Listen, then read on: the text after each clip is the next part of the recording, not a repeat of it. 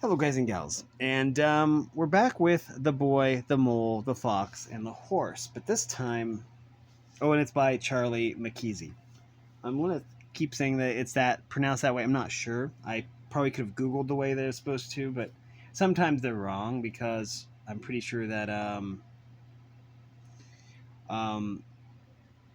because I know I Googled an artist name before and it was wrong or something. But anyways, we have this beautiful book, and it's amazing. Um, Basically, the story starts out as a story about the boy who meets a mole. The mole really likes cake, by the way. But then the mole finds out that he likes friendship better than cake. And then again, I don't think anyone in the book has ever assigned a gender besides the boy. So mainly, I'm going off of the animated clips I've seen have had male voice actors for all the characters. So I'm going by that. Um, but anyways, so yeah, the mole really likes cake. I think there was something in here about the mole wanting to give the boy a cake, but he ended up eating it instead. So there's that. But anyways, I think, or I'm inclined to believe that the boy is supposed to represent the reader to a certain extent, because the boy does ask questions later in the book. Early on, the boy does answer questions like, what do you want to be when you grow up? And the boy says kind or something like that. Um, so the mole is kind of questioning the boy, and then the boy questions the mole, kind of like that. Anyways, we're going to get to something really interesting in here. Because the mole is kind of like jovial, playful, friendly. Um, we're getting into a situation here that's kind of different. Also, the intro here is really cool too, because it's a note from the author. But let me find it. Oh yeah.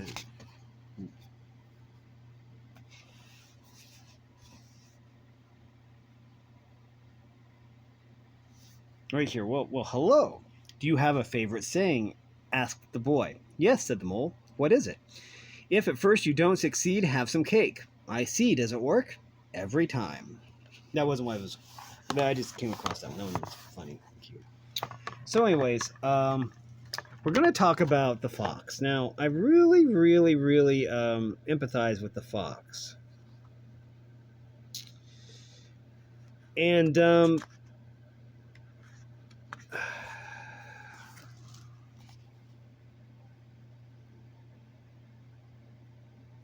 here's one that says, imagine how we would be if we were less afraid. That's beautiful. What is that over there? It's the wild, said the mole. Don't fear it. So it's saying not to fear the unknown. Now, the first thing that they encounter in the wild is the fox. And this is kind of difficult to talk about, because there's this beautiful picture here. It isn't in the sketch style either. This is a picture. And, well, we're going to get into it here.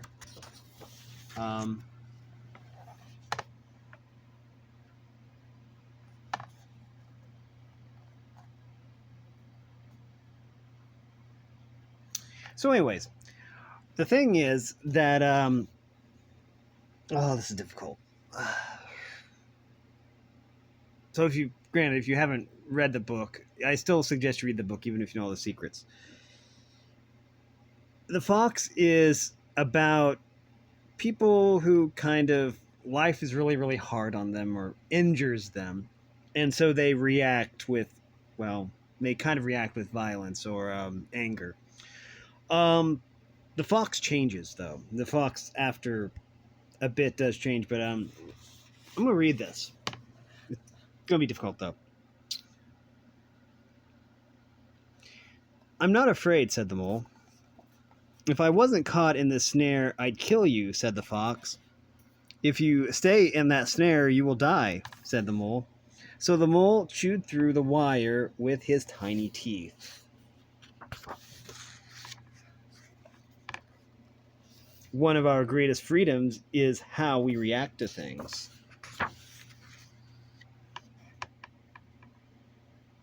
And then it's a picture. I'm not going to show it on the screen, just because I could, I guess. But so, anyways, the fox is bleeding from his leg because he's stuck in a snare. So when you first see the fox, you see like the blood on the ground. You know, no specific pattern. But then the boy and the mole are up in a tree just watching the fox, and the fox, there's a heart shape of blood, you know, from the fox walked in a heart shape. So they free the fox.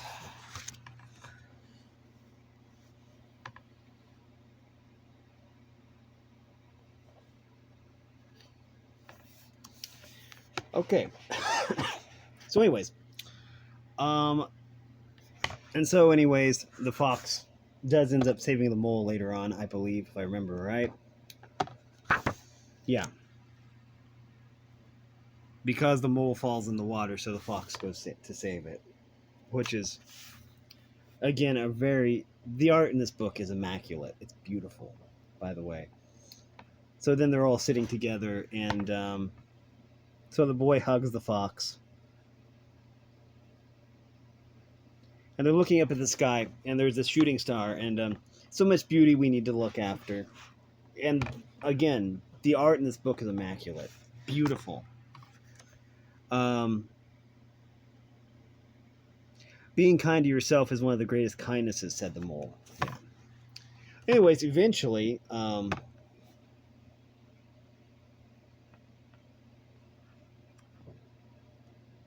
wait, what's this about forgiveness? Oh, often the hardest person to forgive is yourself. Yeah, very true.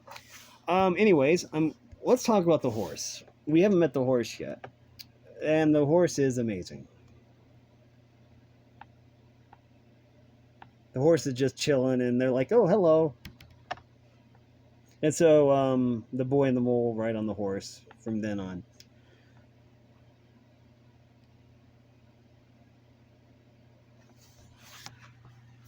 Okay, let's see what this says.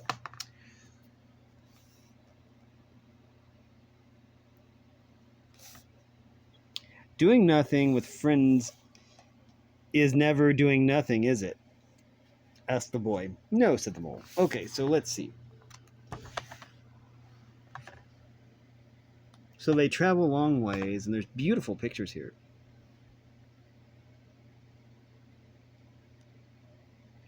So the boy falls off the horse. It says, "You fell, but I've got you."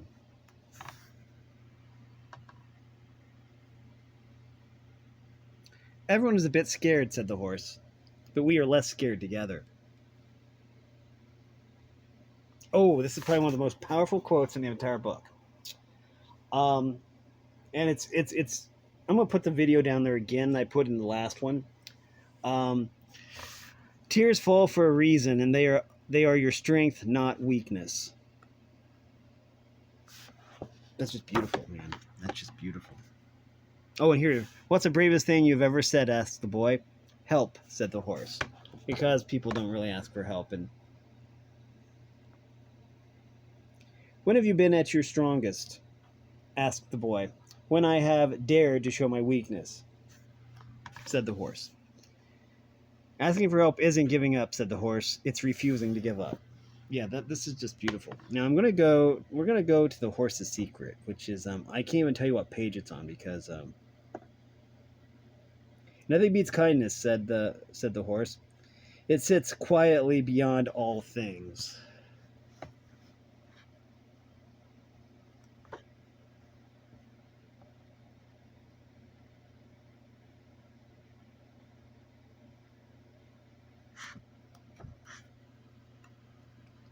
Okay. Oh, well, there's even this. And this is intentional. Is it the moon? Asked the boy. Is a teacup stain, said the mole. And where there's tea, there's cake. There's actually a tea ring here. That's pretty cool. Life is difficult, but you are loved. Okay. This one is also one that I really find really catching. The fox never really speaks, whispered the boy. No, and it's lovely he is with us, said the horse. To be honest, I often feel I have nothing interesting to say, said the fox. Being honest is always interesting, said the horse. Here, okay, this is it. Now, this is a scene, if you're reading the book, this scene, it literally made me gasp audibly because they kind of hinted at this at the beginning of the book, but here it goes.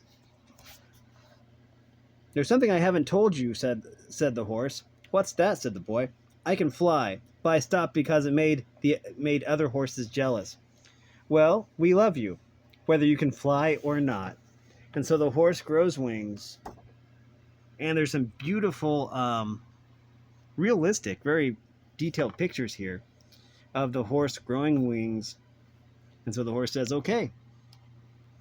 And then there's a beautiful picture here of the horse flying. And it's just so beautiful.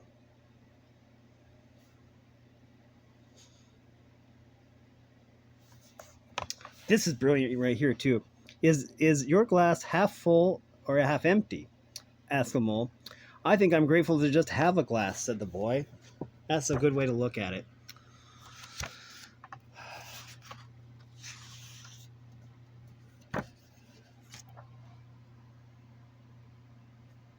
We don't know about tomorrow, said the horse.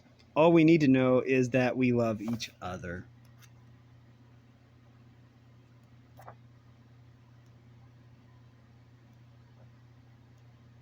But yeah, this is just an amazing book. Very, very beautiful. I'll see about getting myself a copy of this, but it's kind of expensive. On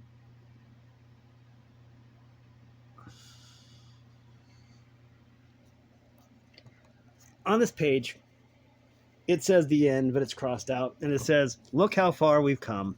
And that's the way to look at it.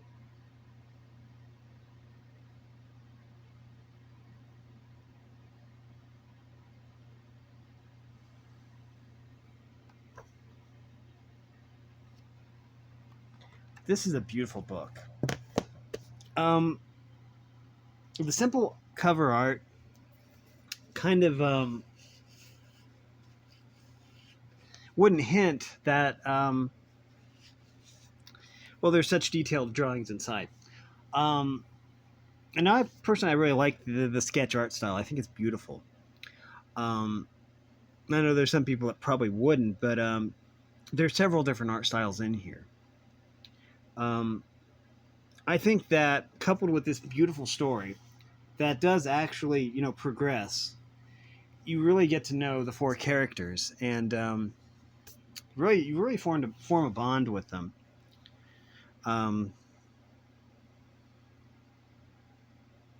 But it kind of explores the way that different personalities work together, and it's beautiful.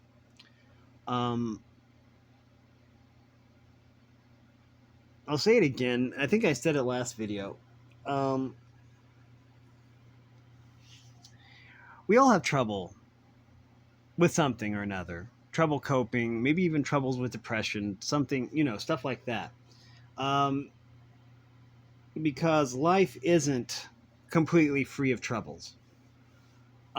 This book really will help you with that because it has amazing quotes in here.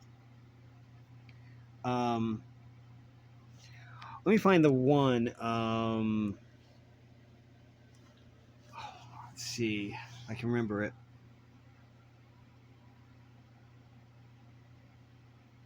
Yeah, I can't. But I think I said it in the last one. It really drives home the point that you are loved. And I think that's a message that people need to hear.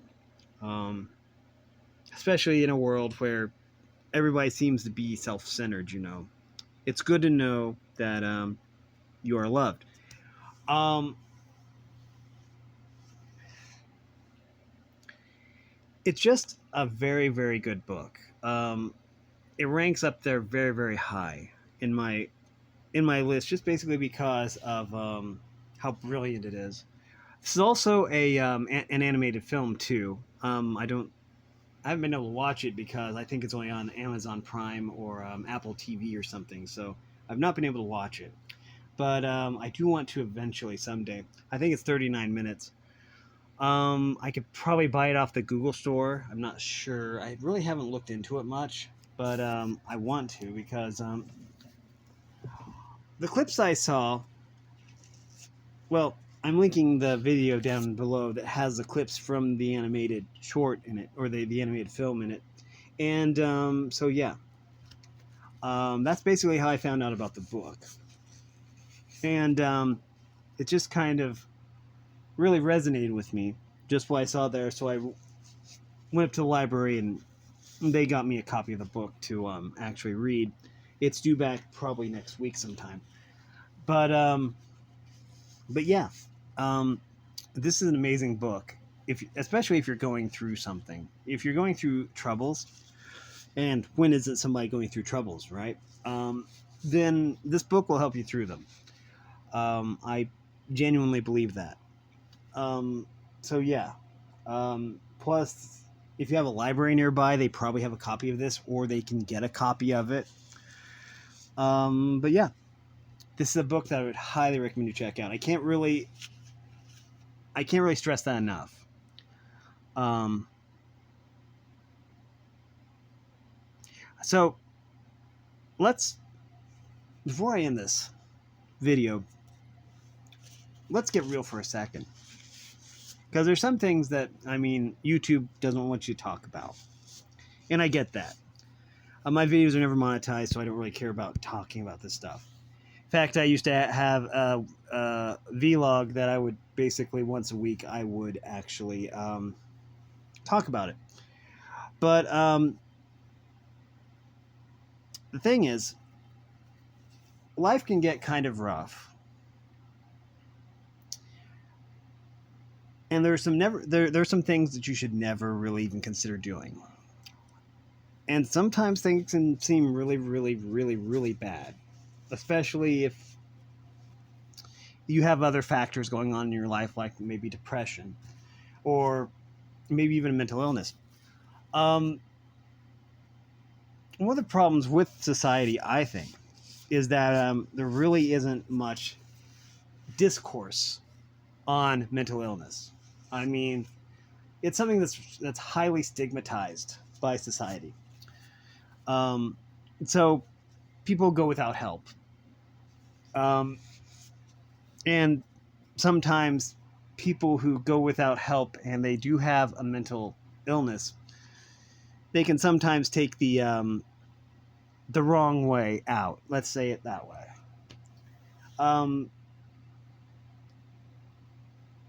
I want to say that you should never consider doing something like that.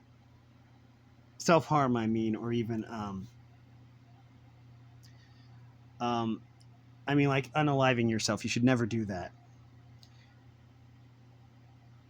What I want to say is that if you're listening to this, it doesn't matter who you are or what you've done, there is never a situation that you should be in where that is the only option. What I want to say is, regardless of who you are, what you've done, or what society thinks of you, I want to say that you are loved, and there's always hope. If that's one thing that's one takeaway that I can get from this book. There's always hope, and there's always someone out there that loves you. So never consider ending your life, because you'd be taking something really, really important out of the world, that being you.